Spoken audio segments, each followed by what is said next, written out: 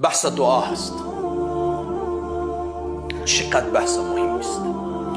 الدعا مخ العباده. دعا مغز عبادت. پستر دیدید مغزش مهمه، بادام دیدید مغزش مهمه، چهارمغز دیدید مغزش مهمه. دعا مغز عبادته، مغز عبادته. سرنوشت انسان با دعا تغییر میکنه. یادتان باشه خیلی چیزها، خیلی ضروریات ما، مشکلات ما، احتیاجی های ما از طریق دعا حل میشه. این دعا رو دست کم نگیرید. و همون راز در قرآن میبینید که انبیا علیه السلام دعا کردن، همه به خواستایشان رسیدن. آدم گفت ربنا ظلمنا انفسنا و این لم تغفر لنا و ترحمنا لنکونن من الخاسرین. آدم و حوا دعا کردن، نجات پیدا کردن.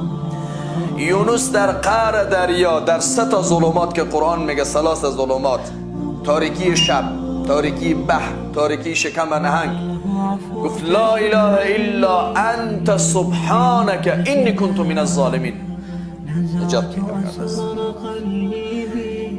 ایوب ربی انی مسنی الضر و انت ارحم الراحمین. دعا میکنن نجات.